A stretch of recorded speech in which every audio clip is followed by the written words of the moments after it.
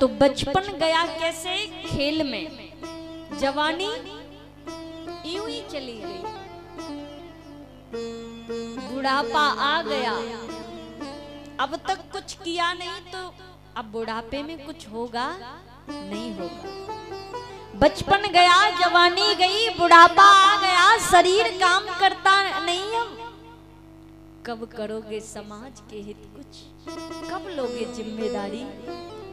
इसलिए कथा तुमको कहकर जाती है, कथा तुमसे यही कहती है, भगवान का प्रेमी बनिए, केवल और केवल तुम सबसे पहले प्रेमी बनिए। प्रेमी जब बन जाओगे तो हर चीज अपने आप प्राप्त हो जाएगी, तुमको कोई रोक नहीं सकता, हर चीज अपने आप प्राप्त हो जाएगी। मानव बन जाना बहुत बड़ी बात है। तुम बाजार में जाना, बिलासपुर चले जाना, अब मार्केट में जितने घूम रहे हैं तो सबको मानव मत समझ लेना। कोई तो मानव का रूप ही लिए हैं, केवल मानव नहीं है भीतर से। हाँ, भीतर से मानव नहीं है। कैसे? बड़ी सुंदर पंक्ति लिखी है एक कवि ने, कांच और नगीने में बड़ा अंतर है। अरे कांच और नगीने में बड़ा अंतर है, जैसे खून और पसीने में बड़ा अंतर है। ए भेड़ों की तरह जिंदगी जीने वाले, श्वास लेने में और जीने में बहुत अंतर है। श्वास लेने में और जीने में बहुत बड़ा अंतर है। श्वास लेना कोई बहुत बड़ी बात नहीं है, जीव जंतु सभी लेते हैं, हम लेते हैं तो कौन सी बड़ी बात है।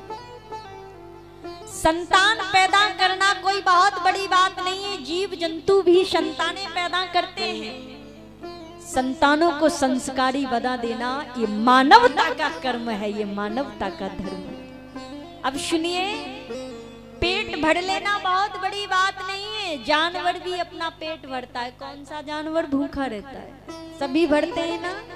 तो हम अपना यदि पेट भर लेते हैं तो कोई बहुत बड़ी बात नहीं है। लेकिन हमें कभी कभी लगता है हम जानवर से भी ज्यादा गिर गए। बताऊं कैसे? अच्छा, भैंस क्या खाती है? घास और भूसा। और शेर क्या खाता है? मांस। और ये मानव क्या खाता है?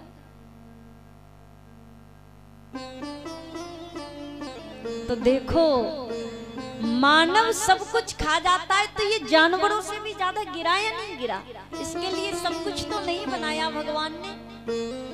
शेर के लिए जो बनाया मांस, आज भी शेर उसी पर टिका है। भैंस के लिए जो चारा बनाया वो उसी पर बेचारी आज भी निर्भर है। वो हमसे अच्छी है, सोचिएगा, हमसे नहीं, खाने वालों से। और नहीं, हम तो सब अच्छे हैं, इसीलिए कथा में बैठे। हाँ, और मानव ये घास भी खा जाए, ये अन्न भी खा, अन्न तो दिया है भगवान ने इसके लिए, बाकी कुछ नहीं दिया है। ये मांस भी खा जाए, ये कुछ छोड़ता नहीं। अब आदमी को आदमी भी खा जाता है।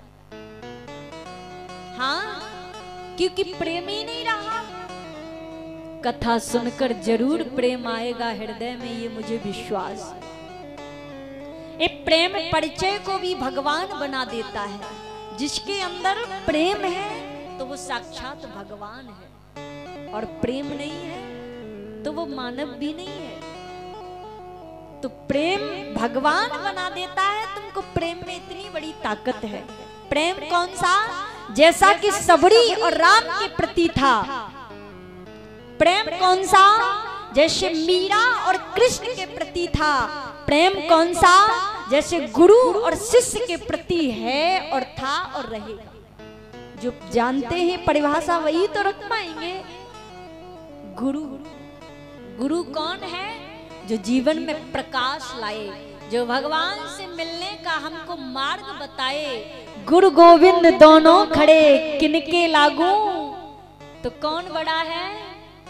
गुरु।